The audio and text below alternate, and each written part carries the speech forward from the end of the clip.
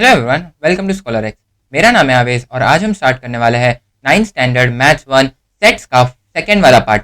पिछले वाले पार्ट में हमने प्रैक्टिस सेट 1.1 का क्वेश्चन नंबर 1 और क्वेश्चन नंबर 2 देख लिया था। उससे पहले हमने प्रैक्टिस सेट 1.1 में लगने वाली बेसिक थियोरीज, बेसिक कॉन्सेप्ट जो थे उनको हमने एक बार पढ़ लिया था। आज हम स्टार्ट करने वाले हैं प्रैक्टिस सेट 1.1 का थर्ड क्वेश्चन और साथ ही साथ आज फर्स्ट वाला प्रैक्टिस सेट मतलब प्रैक्टिस सेट 1.1 खत्म भी कर लेंगे। तो बिना किसी टाइम वेस्ट करें सबसे पहले बढ़ते हैं प्रैक्टिस सेट 1.1 के थर्ड वाले क्वेश्चन की तरफ। क्वेश्चन नंबर थर्ड में लिखा है write any two sets by listing method and rule method. मतलब हमको एक क्वेश्चन लिखना है, क्वेश्चन भी हमको दिया नहीं गया है, क्वेश्चन भी हमको खुद ही से फ्रेम करना है। उसके बाद हमको वो क्वेश्चन का एक बार लिस्टिंग मेथड में सेट लिखना है और दूसरी बार हमको रूल मेथड जो है उसमें सेट लिखना है। तो फटाफट से हम हमारे मर्जी से कोई भी क्वेश्चन लेंगे। मैं एक दो क्वेश्चन ले रहा हूँ, आप अपनी मर्जी से कोई भी दो क्वेश्चन ले सकते हो। मैं जो अपना फर्स्ट क्वेश्चन लूंगा उसमें ये लिखूंगा सेट ऑफ होल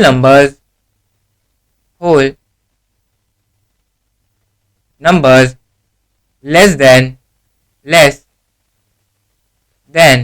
10। मतलब मैं जो सेट लेने वाला हूँ वो सेट में क्या होने वाला है, वो सेट में होने वाला है होल नंबर्स जो कि लेस है 10 से। तो हम सबसे पहले एक बार लिस्टिंग मेथड से जो ये वाला सेट है उसको लिख लेंगे। सबसे पहले लिखेंगे लिस्टिंग मेथड से लिस्टिंग मेथड, और लिस्टिंग मेथड को ही हम दूसरे नाम में लिखते हैं roster method. Roster method, I repeat कि जो लिस्टिंग मेथड वाला जो मेथड है ये बहुत ज़्यादा इंपॉर्टेंट है फ्यूचर स्टडीज़ के लिए। जो हमारा रूल मेथड है वो हमको ज़्यादा काम में नहीं आता है, लेकिन लिस्टिंग मेथड एक बहुत ज़्यादा इंपॉर्टेंट कंसेप्ट बन जाता है। तो हम सबसे पहले लिस्टिंग मेथड में सेट ऑफ होल नंबर्स लिखेंगे। पिछले वाले पार्ट में मैंने आपको जो बेसिक थ्योरीज थी मतलब natural numbers, whole number, rational numbers, integers और रियल नंबर्स, ये सब क्या होता है इसके बारे में अच्छे से मैंने आपको बता दिया था।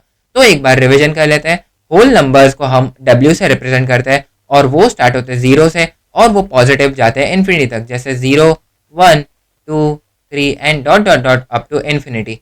तो हमको होल नंबर्स पूछा है, होल नंबर्स जो कि लेस है 10 से। मतलब हमने ये पूछा है कि हमको ऐसे होल नंबर्स चाहिए जो लेस है, जो कम है 10 से।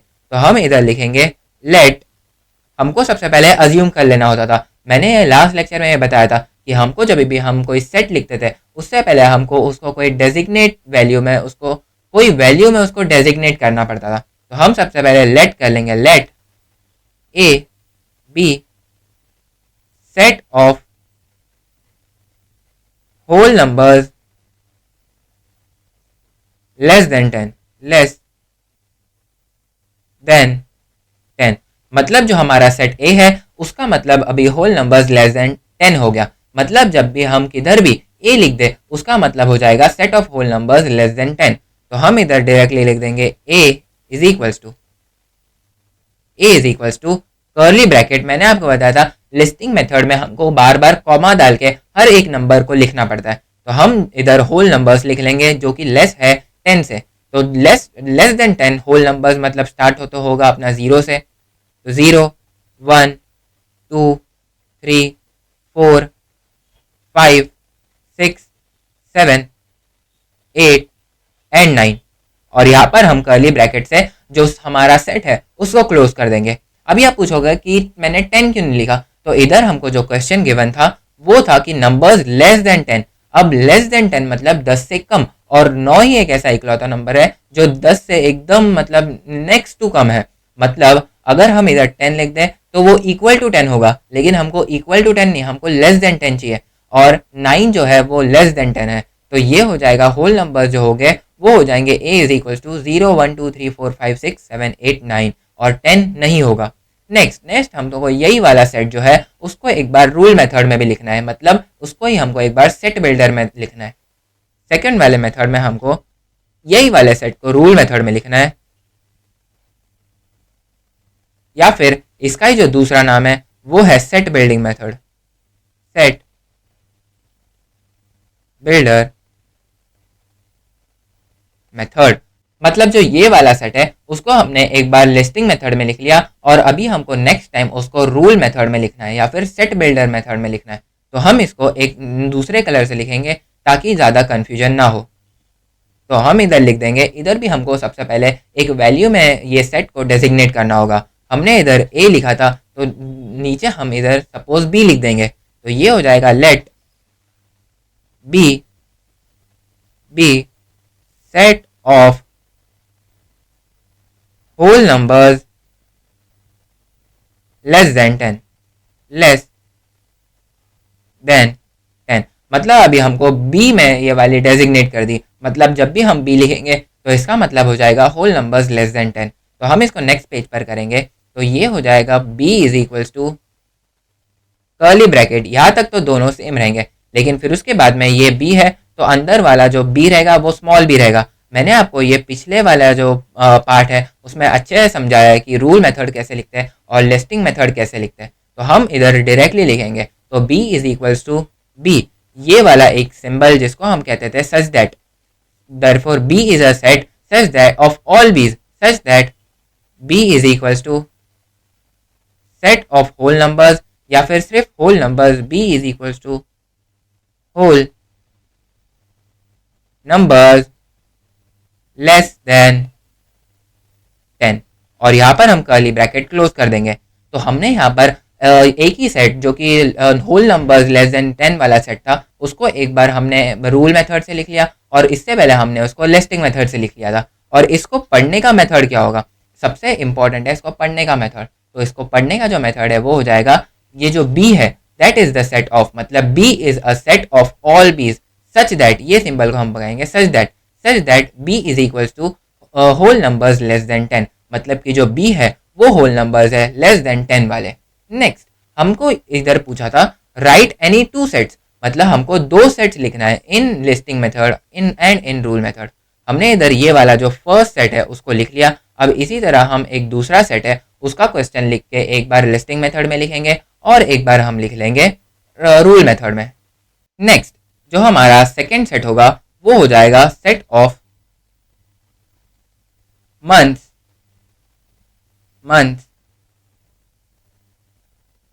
in a calendar year,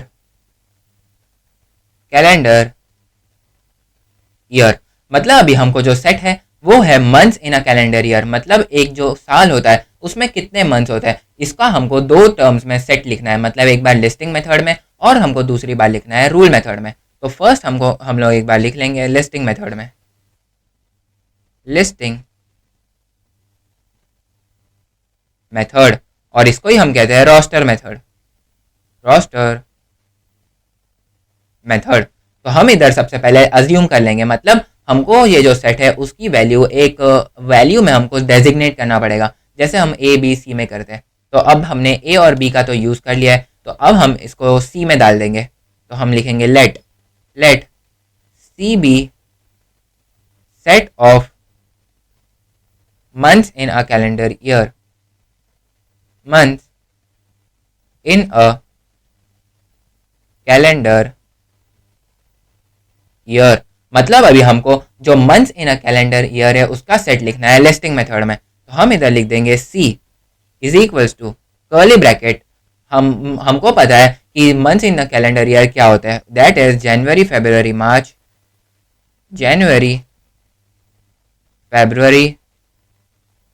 March April May June July August September October November and December. ये बहुत ज़्यादा लंबा हो जाता है लिखने में, मतलब हमारा जो लिस्टिंग मेथड है वो काफ़ी ज़्यादा लंबा चौड़ा हो जाता है लिखने में, लेकिन हमारा जो रूल मेथड है वो बहुत ज़्यादा सिंपल है। मतलब हमको बस यही वाला जो स्टेटमेंट है months in a calendar year उसको ही हमको बस कॉपी कर देना है। तो हम इधर रूल मेथड से भी करके देखेंगे और देखेंगे कि डिफरेंस क्या है रूल मेथड और लिस्टिंग मेथड में। तो हम इधर सेकेंड टाइम लिख लेंगे रूल मेथड में, रूल मेथड, और रूल मेथड को ही हम बोलते हैं set building method, set builder method. हमको इधर वापस से कुछ ना कुछ वैल्यू इसमें डेजिग्नेट करनी पड़ेगी। हम इधर लिख देंगे let D be set of months in a calendar year, months in a calendar year. मतलब हमको months in a calendar year को अब हमने डी में सब्सिट्यूट कर दिया या फिर डी में डेजिग्नेट कर दिया। तो हम जब भी डी लिखेंगे तो इसका मतलब हो जाएगा months in a calendar year. तो D is equals to curly bracket, अभी हमको लिखना है रूल मेथड में, तो हम इधर स्मॉल डी लिखेंगे such that small D is equals two months in a calendar year, months in a calendar year, और यहाँ पे ब्रैकेट क्लोज कर लेंगे। हमने यहाँ पर देखा कि जो लिस्टिंग मेथड था उसमें हमको हर एक जो मंथ है उसको लिख के बताना पड़ा था, और लेकिन रूल मेथड में हमको मंथ्स लिख के नहीं बताना पड़े। हमने इधर डायरेक्टली जो क्वेश्चन में दिया था उसी को कॉपी करके आंसर में लिख लिया। तो इससे हमको प्रूव होता है कि जो हमारा रूल मेथड है वो काफ़ी ज़्यादा सिंपलर है देन हमारा जो लिस्टिंग मेथड है। नेक्स्ट हमने ये वाला जो क्वेश्चन है क्वेश्चन नंबर 3 उसको भी कंप्लीट कर लिया। अब हम जाएंगे फोर्थ वाले क्वेश्चन पे। फोर्थ क्वेश्चन पढ़ेंगे, इसमें हमको लिखा है right the following sets using listing method. मतलब ये हमको लिस्टिंग मेथड से जो नीचे दिए गए सेट्स है उसको लिखना है लिस्टिंग मेथड में। तो हम सबसे पहले इधर क्वेश्चन पढ़ लेंगे। क्वेश्चन है all months in Indian solar year. मतलब अभी हमको जो इंडियन सोलर ईयर है उसमें कितने महीने हैं ये जान लेना होगा। अब उससे पहले हमको इंडियन सोलर मंथ के बारे में जान लेना होगा कि इंडियन सोलर मंथ क्या होता है। जैसे हम वर्ल्ड वाइड कैलेंडर एक यूज़ करते हैं जो है हमारा जनवरी फरवरी मार्च अप्रैल में, उसी तरह हम इंडिया में अलग कैलेंडर यूज़ करते हैं जैसे चैत्र, वैशाख, ज्येष्ठ, आषाढ़, श्रावण, भद्रा, उसके बाद हमारा आ जाता है अश्विन, फिर कार्तिक, देन उसके बाद हमारा अग्रहायण, उसके बाद पौष, माघ, और लास्ट में जो ईयर है वो होता है फाल्गुन। तो इस तरह से हमारा जो इंडियन सोलार ईयर है वो इस तरह से कुछ चलता है। तो हम सबसे पहले इसको लेट कर लेंगे। Let A be set of months in Indian solar year. मतलब अभी हमने जो months in Indian solar year ये वाला जो सेट था उसको हमने ए मान दिया। तो इसके बाद हम जब भी ए लिखेंगे तो इसका मतलब set of months in Indian solar year. तो हम इधर एक ब्रैकेट बना लेंगे और उसके बाद जो भी मंथ्स है उसको एक एक करके अच्छे से लिस्टिंग फॉर्म में मतलब कॉमा डाल डाल के अच्छे से लिखेंगे। तो हमारा जो फर्स्ट मंथ है वो होता है चैत्र, सेकेंड होता है वैशाख, थर्ड जो हमारा होता है वो होता है ज्येष्ठ, फोर्थ होता है आषाढ़, फिफ्थ होता है हमारा श्रावण, नेक्स्ट उसके बाद आता है भद्रा, उसके बाद अश्विन, देन कार्तिक, उसके बाद नेक्स्ट जो होता है वो होता है अग्रहायण, उसके बाद अग्रहायण के बाद जो मंथ आता है वो होता है पौष, उसके बाद आता है माघ, और जो लास्ट जो मंथ रहता है उसको हम कहते हैं फाल्गुन। तो इस तरह से हम देख सकते हैं कि यहाँ पर भी 12 मंथ्स होते हैं और हमारा जो वर्ल्ड वाइड कैलेंडर जो चलता है उसमें भी हमारे 12 मंथ्स होते हैं। तो इसका मतलब ये जो 12 मंथ्स है उसको हम कंबाइंड कहते हैं इंडियन सोलर ईयर्स। तो हमने यहाँ पर दो चीज़ जानी। फर्स्ट जो इंडियन सोलर ईयर है वो क्या होता है वो हमने जान लिया, और उसके बाद इंडियन सोलर ईयर को लिस्टिंग मेथड में सेट के फॉर्म में कैसे लिखना है वो भी हमने सीख लिया। नेक्स्ट सेकेंड क्वेश्चन पढ़े तो इसमें हमको गिवन है letters in the word complement. मतलब ये जो वर्ड है कॉम्प्लीमेंट उसके अंदर का जो लेटर्स है उसका हमको लिखना है सेट, लेकिन लिस्टिंग मेथड में। तो सबसे पहले हम लिस्टिंग मेथड में ये जो कॉम्प्लीमेंट वर्ड है उसका एक बार सेट लिख लेंगे। सबसे पहले हम लेट करेंगे, लेट लेट, इस बार हम बी लेट करेंगे, B be set of letters in the word complement। In the word complement. मतलब ये जो वर्ड है कॉम्प्लीमेंट, उसके लेटर्स हमको लिस्टिंग फॉर्म में सेट में लिखना है। तो हम इधर लिख देंगे B is equals to, curly bracket डालना है, बहुत ज़्यादा इंपॉर्टेंट है। अगर हम कर्ली ब्रैकेट नहीं डालते तो मार्क्स कटेंगे। B is equals to curly bracket, और उसके बाद एक बार हम इसको पूरा कॉम्प्लीमेंट लिख देंगे, और उसके बाद जो भी काटना है, जो भी रखना है, जो भी निकालना है, उसके बाद वो सब ऑपरेशंस परफॉर्म करेंगे। तो हम सबसे पहले लिख लेंगे कॉम्प्लीमेंट वर्ड COMPLEMENT।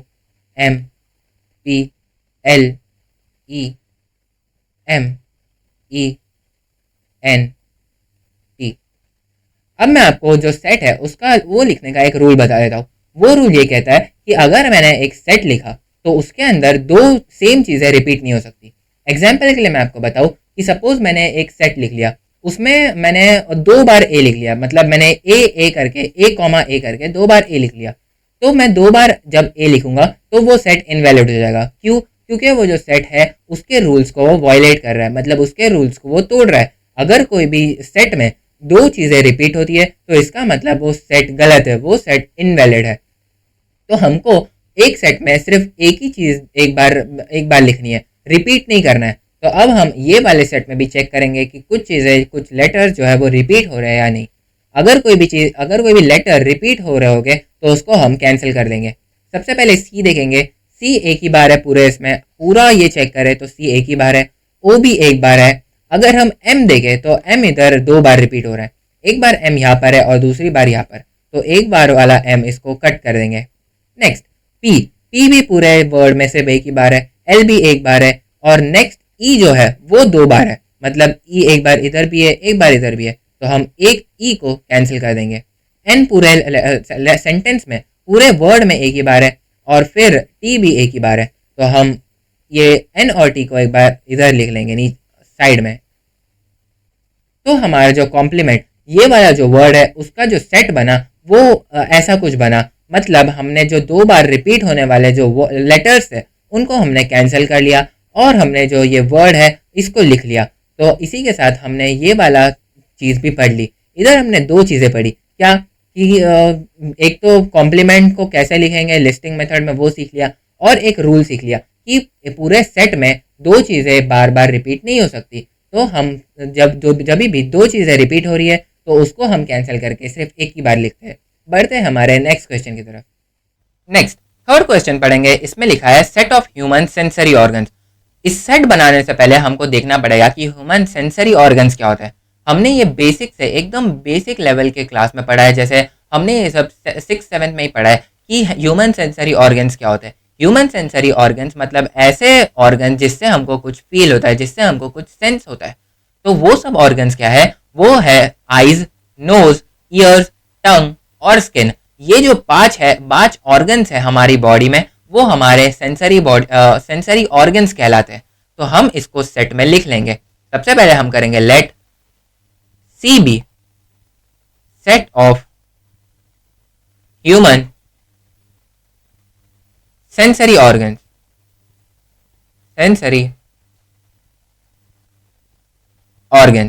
अब हमने सी जो लेटर है उसको हमने set of human sensory organs लिख लिया। अब हम डायरेक्ट सी लिखेंगे, then C is equals to curly bracket, और कर्ली ब्रैकेट के अंदर जो 5 सेंसरी ऑर्गन्स मैंने आपको बताया था उसको हम एक बार लिख लेंगे। मैंने आपको फर्स्ट जो बताया था वो था आइज, नोज, ईयर्स,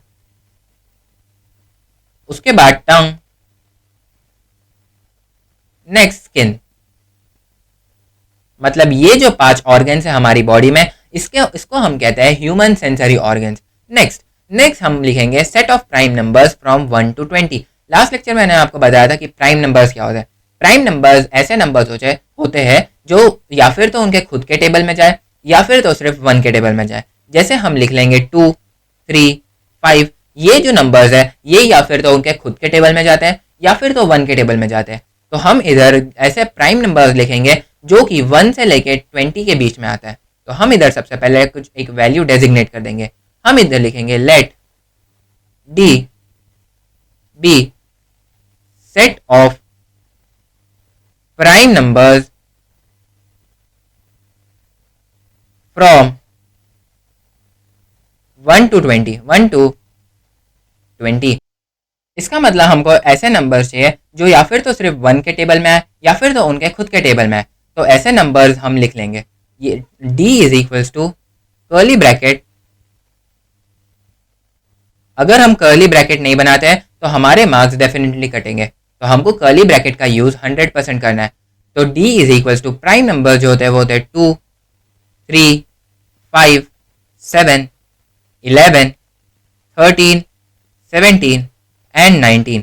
ये जो नंबर्स है ये है प्राइम नंबर्स जो कि लेस देन 20 है। 20 से ऊपर वाले प्राइम नंबर्स और भी है, जैसे 23, 29, ऐसे काफ़ी सारे नंबर्स है, 31, और बहुत सारे ऐसे नंबर्स है जो कि सिर्फ उनके टेबल में आते हैं या फिर तो 1 के टेबल में आते हैं। Next, names of continents in the world. मतलब हमको अभी जो कॉन्टिनेंट्स इन द वर्ल्ड है उसका हमको सेट लिखना है और वो हमको लिस्टिंग मेथड में लिखना है। तो हमको उससे पहले ये पता लगाना होगा कि कॉन्टिनेंट्स क्या होते हैं। हमने ये लोअर स्टैंडर्ड्स के ज्योग्राफी में पढ़ा था कि कॉन्टिनेंट्स क्या होते हैं। हमको ये बात पता है कि जो वो कॉन्टिनेंट्स है उसी के अंदर कंट्रीज आती है। तो मतलब कॉन्टिनेंट्स जो है वो कंट्री से भी बड़ा है, और ये इतना बड़ा है कि दुनिया में सिर्फ 7 कॉन्टिनेंट्स है। और वो कॉन्टिनेंट्स कौन से हैं मैं आपको अभी बताता हूँ। वो जो कॉन्टिनेंट्स है वो है Asia, North America, South America, Africa, Australia, Antarctica and Europe. ये जो 7 जगह है इसको हम कहते हैं कॉन्टिनेंट। तो हम इधर सबसे पहले लेट कर लेंगे, लेट। अब हम इधर एक्स लेट करेंगे, X be set of names of continents in the world, in the world मतलब दुनिया में जितने भी कॉन्टिनेंट्स है उसको हमको लिस्टिंग मेथड में लिखना है। और इधर मैंने एक्स लिया, मतलब ऐसा कोई हार्ड एंड फास्ट रूल नहीं है कि हमको A B C D E F G ऐसे अल्फ़ाबेटिकल ऑर्डर में जाना है। हम कोई भी लेटर को हम सेट मान सकते हैं। तो हम इधर लिख देंगे, हम इधर लिखेंगे X is equals to curly bracket, इधर लिख देंगे एशिया, नॉर्थ अमेरिका,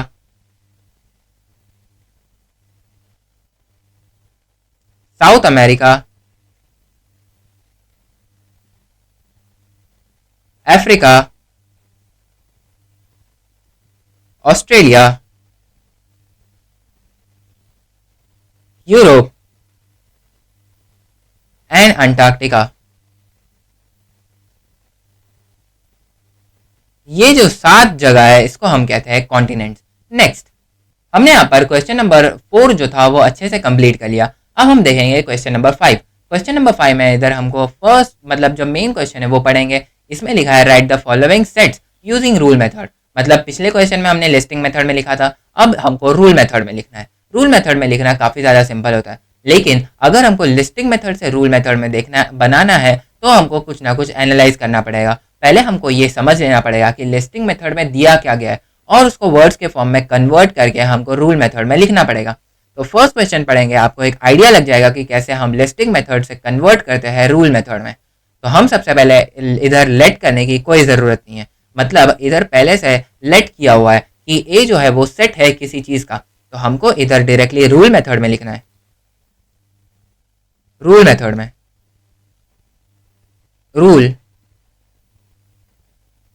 मेथड, और वो क्या हो जाएगा, वो हो जाएगा ए इज इक्वल्स टू जो हमारा ए था वही सेट है, बस हमको लिस्टिंग मेथड से रूल मेथड में लिखना है। तो A is equals to curly bracket. सब अभी हमको एक चीज़ एनालाइज करना पड़ेगा कि ए के अंदर जो सेट है उसमें दिया क्या गया है। इसमें हमको दिया है 1, 4, 9, 16, 25, 36, 49, 64, 81 एंड 100।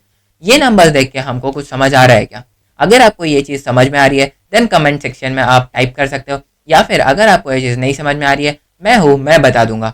हमको ये बात पता है कि स्क्वायर नंबर्स क्या होते हैं। जैसे स्क्वायर नंबर्स मतलब अगर कोई नंबर है जैसे 2, तो 2 के साथ अगर हम 2 को मल्टीप्लाई कर दें तो वो हो जाएगा उसका स्क्वायर नंबर। तो हम इधर स्क्वायर देखेंगे, जैसे 1 का अगर हम स्क्वायर देखें तो वो होता है 1, क्योंकि 1 इंटू 1 इज इक्वल्स टू 1। अगर हम 2 का स्क्वायर देखें तो 2 इंटू 2 इज इक्वल्स टू 4। अगर हम 3 का स्क्वायर देखें तो 3 इंटू 3 इज इक्वल्स टू 9। तो मतलब 4 का स्क्वायर देखें तो 4 इंटू 4 इज इक्वल्स टू 16। मतलब ये वाला जो सेट है, ये वाला जो ऑर्डर है वो फॉलो हो रहा है। क्या ऑर्डर फॉलो हो रहा है कि मतलब जो भी सेट के अंदर नंबर्स है वो नंबर्स है स्क्वायर नंबर्स, मतलब वो एक किसी नंबर के स्क्वायर है। तो हम इधर लिख लेंगे कि a is equals to a such that a is equals to set of, या फिर डायरेक्टली हम लिख देंगे कि square numbers, square of numbers. हम इधर देख लेंगे कि वन जो है वो 1 का स्क्वायर है, 4 जो है वो 2 का स्क्वायर है, 9 जो है वो 3 का स्क्वायर है, 16 जो है वो 4 का स्क्वायर है, 25 जो है वो 5 का स्क्वायर है, 36 6 का स्क्वायर है, 49 7 का स्क्वायर है, 64 8 का स्क्वायर है, 81 9 का स्क्वायर है, और जो हमारा 10 है वो 100 है वो 10 का स्क्वायर है। मतलब हमको 10 के स्क्वायर तक, 1 से 10 के स्क्वायर तक नंबर्स गिवन है। मतलब हमको 1 का स्क्वायर गिवन है और एंड 10 का स्क्वायर गिवन है। मतलब हमको देखना है कि a is equal to a is a set of all Bs such that a is equal to square of numbers from 1 to 10, और इसको कर्ली ब्रैकेट से क्लोज कर देंगे। मतलब ये जो नंबर्स है वो सेट्स है ऐसे नंबर के जो कि स्क्वायर रूट है फ्रॉम 1 to 10। मतलब 1 to 10 का अगर हम स्क्वायर करें तो ये सेट के अंदर वही नंबर्स है। जैसे 1 का स्क्वायर अगर हम देखें तो वो हो जाएगा 1, 2 का स्क्वायर देखें तो हो जाएगा 4। तो इधर मैंने वही लिखा है कि a is a set of all a's such that a is equals to square of numbers from 1 to 10। Next हमको यहाँ पर भी रूल मेथड्स है जो गिवन है, जो लिस्टिंग मेथड में गिवन है उसको रूल मेथड में कन्वर्ट करना है। तो हम इधर लिख देंगे रूल मेथड, और रूल मेथड में ये हो जाएगा b is equals to curly bracket b such that b is equals to, ये वाला जो टर्म है मतलब इतना वाला जो पार्ट है हर एक रूल मेथड में कॉमन होगा। मतलब बाहर जो सेट है उसी का जो स्मॉल, मतलब ये बाहर जो होगा वो कैपिटल होगा और स्मॉल लेटर उसके अंदर रहेंगे। और फिर इक्वल टू के बाद हमको देखना है कि जो लिस्टिंग मेथड है उसमें सेट कौन सा है। तो b is equals to 6 12 18 24 30 36 42 and 48। इधर हमको एक पैटर्न दिख रहा है कि जो 6 का जो टेबल है वो हमको गिवन है। मतलब 6 into 1 is equal to 6, 6 into 2, 6 into 2 is equal to 12, 6 into 3 is equal to 18 और एंड सो ऑन। मतलब हमको मल्टीपल ऑफ 6 गिवन है जो कि लेस है या फिर जो कि इक्वल है 48 से। तो ये हो जाएगा, हम इसको दो वे में लिख सकते हैं। हम इसको लिख सकते हैं मल्टीपल ऑफ 6 लेस देन 54, मतलब मल्टीपल ऑफ 6 जो कि लेस है 54 से, क्योंकि 48 के बाद आता है 54। या फिर इसको हम दूसरे मेथड से लिख सकते हैं कि मल्टीपल ऑफ 6 इक्वल्स टू 48। अब आपको जो अच्छा लगे वो लिख देना। मैं हमेशा इक्वल टू प्रीफर करता हूँ ताकि कुछ ज़्यादा गलती ना हो। तो हम इधर लिख देंगे b is a set of all Bs such that b is equals to multiple of 6 multiple of 6 equal to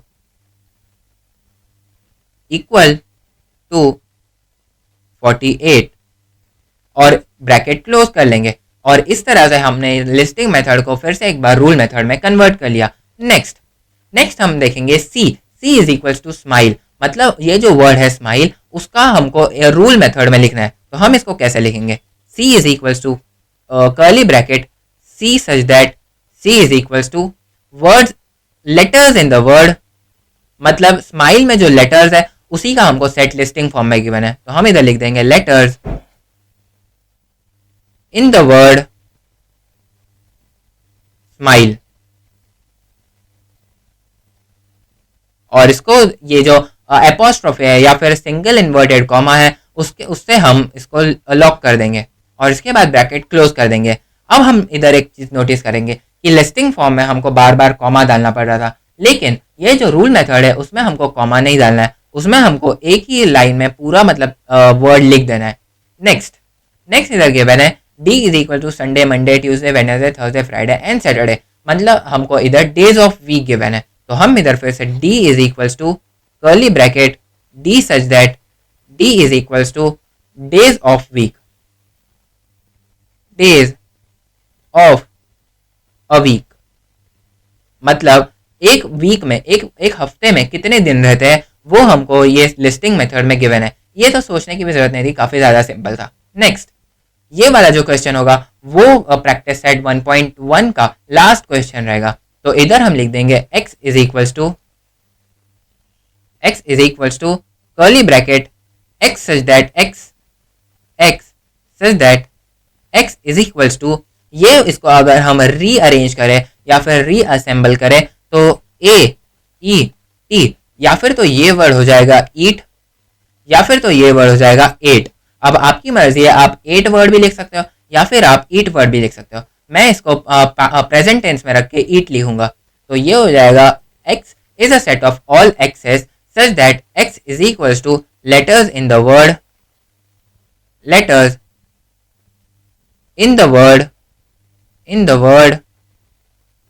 eat, और इसको हम इन्वर्टेड कॉमा से लॉक कर देंगे और इसको ब्रैकेट क्लोज कर देंगे, इसका ब्रैकेट क्लोज कर देंगे। तो इस तरह से हमने प्रैक्टिस एट 1.1 हर एक क्वेश्चन अच्छे से कर लिया। आई होप आपको पूरा के पूरा ये जो प्रैक्टिस सेट है वो काफ़ी अच्छे से समझ में आया होगा, और ये वाला जो चैप्टर है वो आप बिल्कुल भी स्किप ना करें। ये वाला चैप्टर बहुत ज़्यादा सिंपल और बहुत ज़्यादा ईजी है, और ये वाला चैप्टर बहुत ज़्यादा बेसिक है। मतलब ये नेक्स्ट जो स्टैंडर्ड्स रहेंगे 10th 11th 12th उसमें भी काफ़ी ज़्यादा काम आएगा। एंड मैं आपको ये गारंटी देता हूँ कि ये वाला जो आपका बेसिक जब क्लियर हो जाएगा तो आपको आगे वाले स्टैंडर्ड्स में भी ये चैप्टर बहुत ज़्यादा सिंपल लगेगा। तो आज का लेक्चर यहीं पर एंड करेंगे। Till then, thank you.